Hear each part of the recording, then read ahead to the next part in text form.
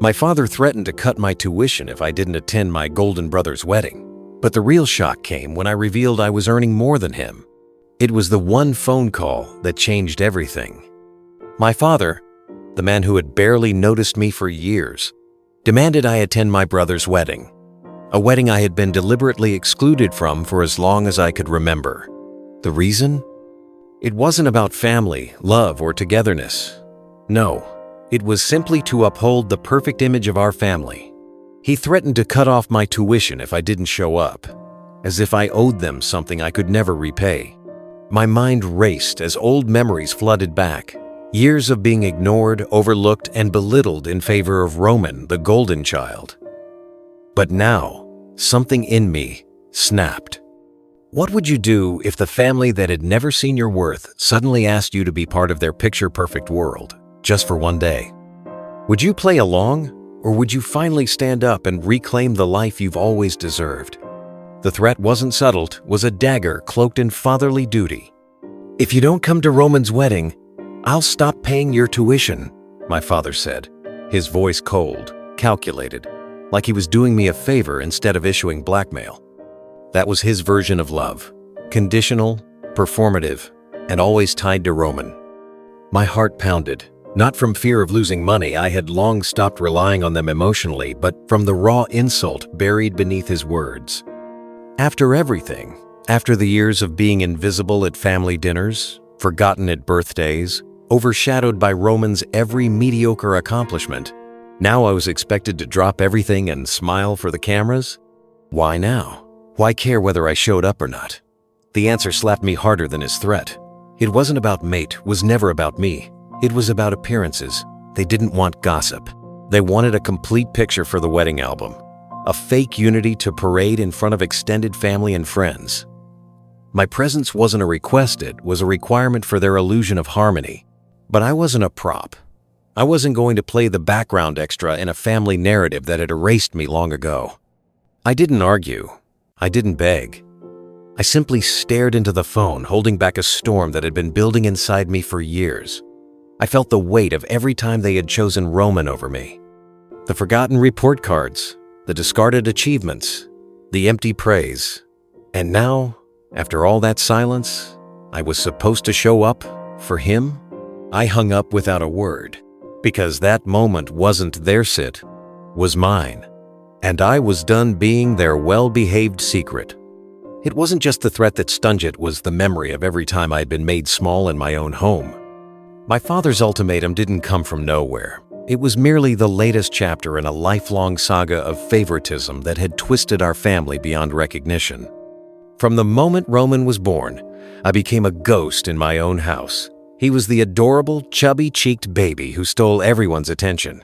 I was the quiet one, the background blur in every family photo, the kid with straight A's who got a "that's nice," while Roman's lopsided finger painting made the refrigerator door.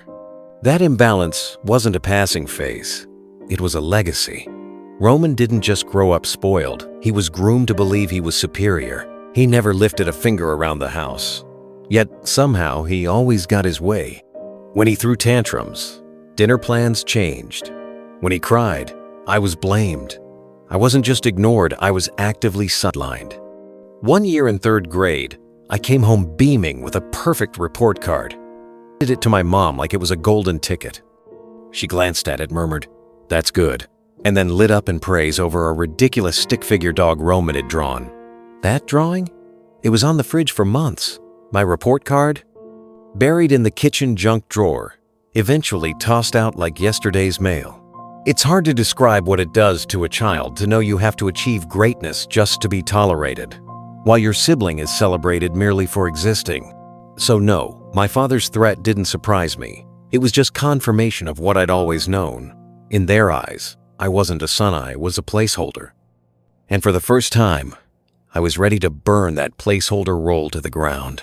The moment I received that scholarship letter, something inside me flickered hope, maybe, or rebellion.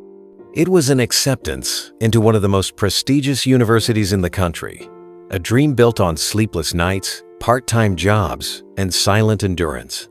I held the envelope like it was proof that I was worth more than how my family had treated me. But the flicker didn't last. The moment I told my parents, their faces tightened not with pride, but with discomfort. Then came the line that nearly shattered me. "You should go to the local college instead. We don't want Roman to feel less."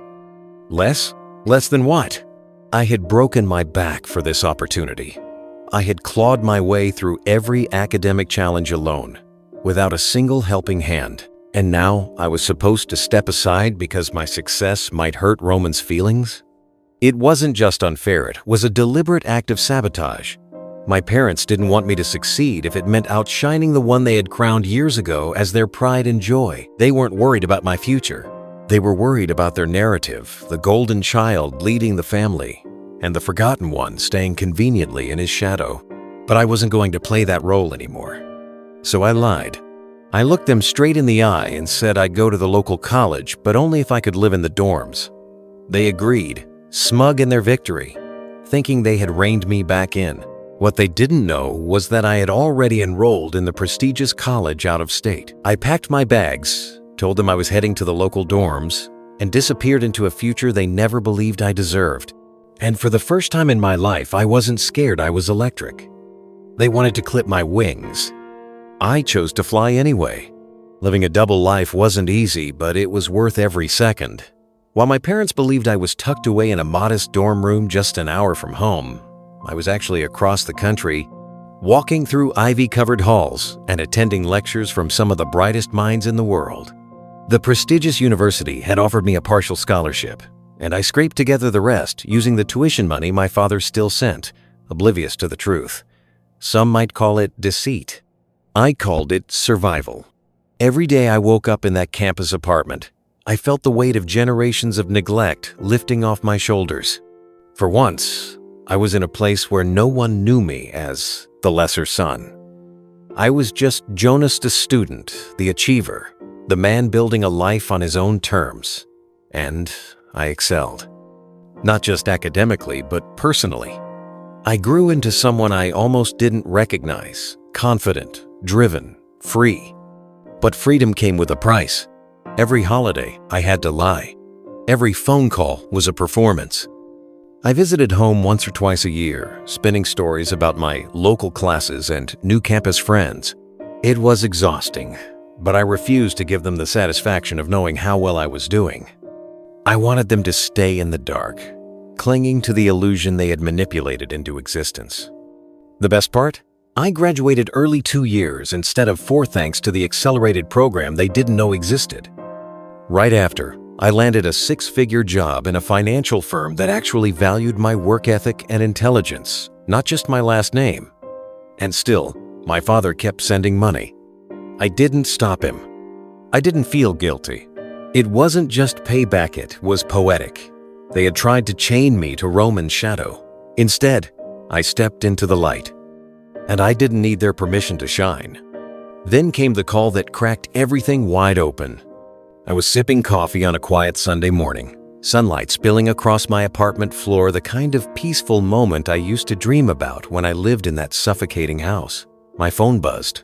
It was my father. That in itself was rare.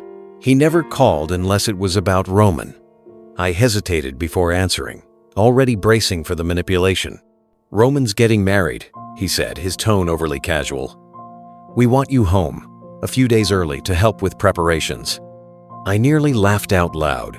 For years, they had forgotten I existed, treating me like a seasonal ghost who wandered in on holidays and disappeared without notice.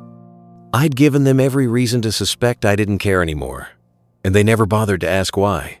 And now suddenly, I was being summoned, not invited summoned. But the worst part? He said it like it was some honor, as if I should be grateful. "It's important for the whole family to be there," he added. "It'll mean a lot to Roman." The same Roman who once flushed my science project down the toilet so I wouldn't win first prize. The same Roman who used to taunt me at dinner in front of our parents, knowing they'd laugh along. That Roman.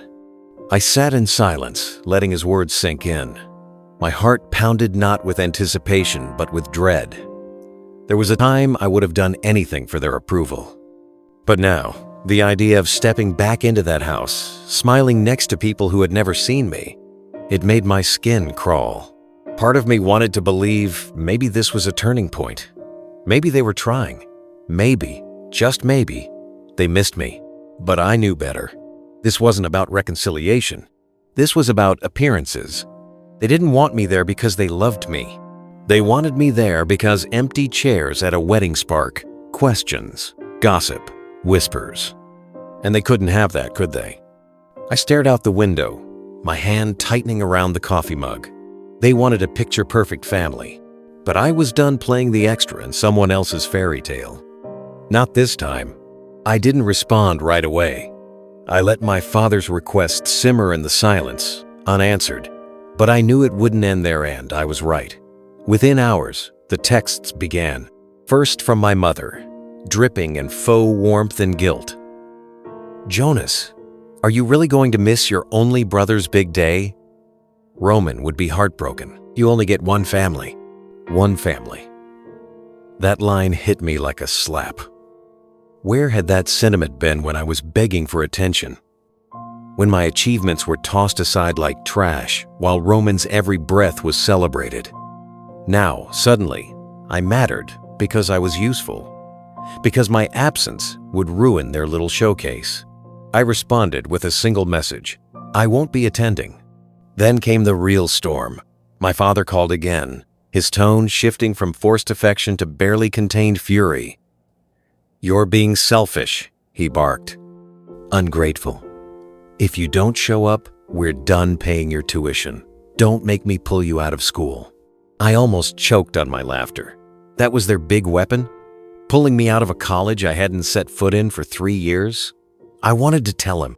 I wanted to drop the truth like a bomb that I had graduated early, landed a job that paid more than he'd ever made, and was living a life they couldn't even imagine. But I didn't. Why ruin the punchline? Instead, I told him to go ahead. "Do what you need to do," I said, "but I'm not coming." He exploded, accusing me of betrayal, of being the problem child. He even claimed I owed Roman this. Owed. As if I hadn't spent my childhood paying in silence while Roman devoured everything. That was the moment I realized something powerful. They needed me more than I ever needed them. And that truth, that was my real inheritance. The next day, I woke up to 20 missed calls and a barrage of unread messages.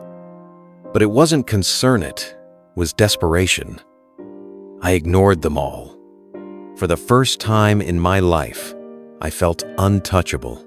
No more guilt. No more playing the dutiful son. No more pretending I didn't see the cracks in the mask they wore so proudly. But I wasn't prepared for what came next. A knock on my apartment door. I froze. Only a few people knew where I lived, and none of them would show up unannounced. I looked through the peephole. My parents, both of them, standing there, looking weathered and frantic. I didn't open the door. They knocked again and again. Finally, my father's voice cut through the silence like a blade. "Jonas, please. We need to talk. We spent everything. We need your help." "Everything?" I didn't respond. Later, I called my Aunt Mother's sister. She filled in the blanks. Roman's wedding had never happened. His fiancée, the one they had praised endlessly, turned out to be a con artist. She cleaned them out, wiped their savings, vanished. They were broke. The business, dying. The house, mortgaged and gone. And now, the golden child, he was the reason they were sinking.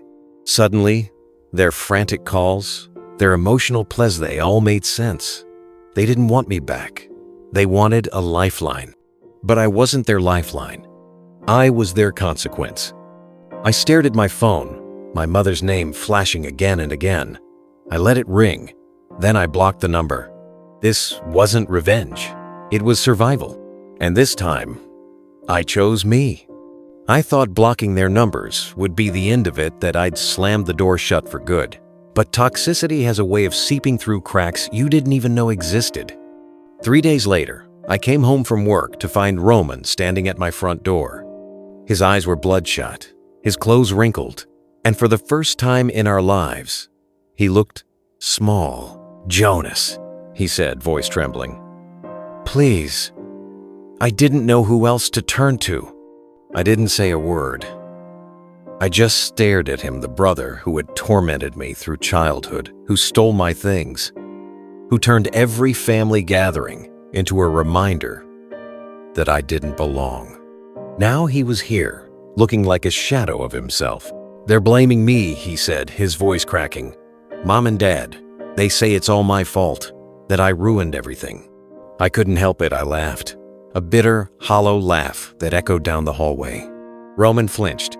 "You did ruin everything," I replied coldly. "But not just with the fake fiancé.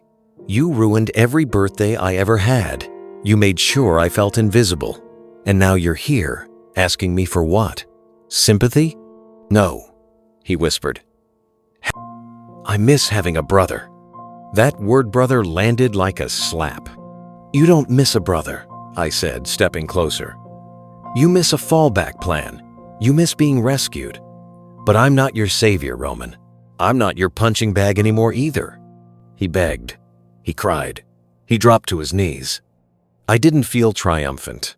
I felt nothing. I stepped back into my apartment and closed the door without another word. I didn't even lock it. I didn't need to. Because for the first time in my life, I wasn't afraid of being the villain in their story. I was finally free to write my own.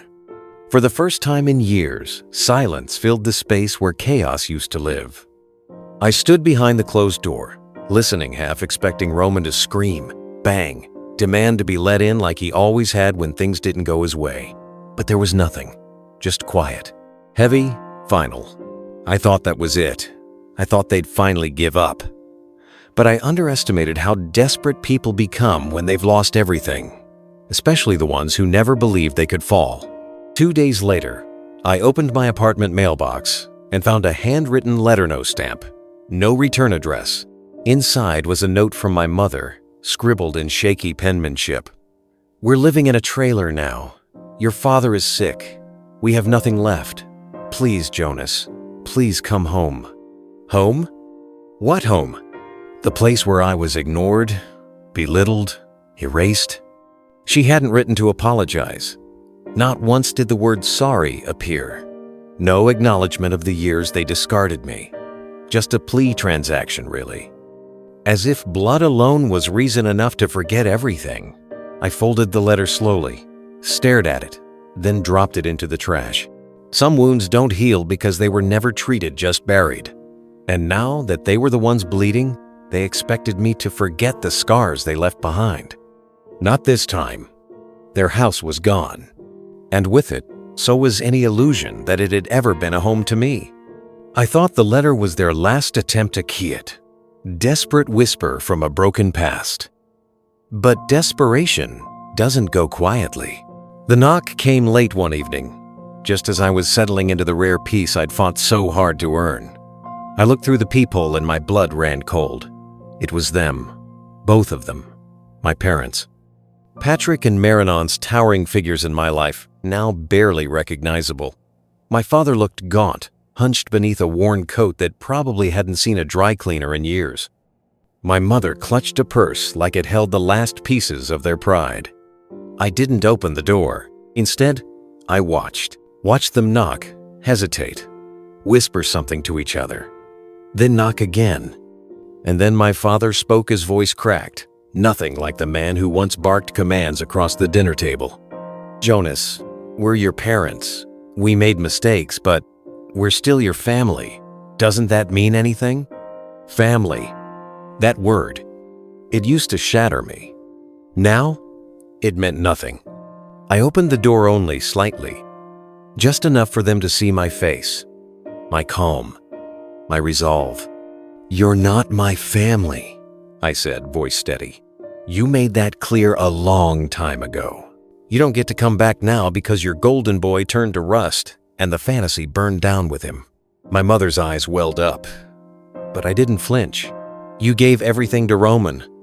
Now, he can give everything back to you." Then I shut the door. Hard. I didn't cry. I didn't shake. I just stood there, breathing, finally feeling what I had waited a lifetime to feel. Power. They had knocked, hoping for the son they once silenced. Instead, They found a man who learned how to speak without their permission. Weeks have passed since that final confrontation, and not a single knock, call, or message has followed. The silence, it's deafening, but it's also sacred. For the first time in my life, I can breathe without waiting for the next guilt trip, the next manipulation wrapped in false concern. I wake up without bracing for impact. But peace comes with its own ache. Sometimes I catch myself wondering, what if things had been different? What if they had loved me the way they loved Roman? What if they had seen me, truly seen me, not just when they needed something? Then I remember the years I spent begging for scraps of affection, the milestones ignored, the boy who learned to celebrate his victories alone. I'm not that boy anymore. They wanted me back when they were drowning. But I am not a life raft. I am not a backup plan. I am a man who built his future from the ashes they left him in. And maybe one day I'll build a new family, a real one, with love that doesn't vanish when it's inconvenient. But for now, I'm exactly where I need to be. Alone, at peace, in power.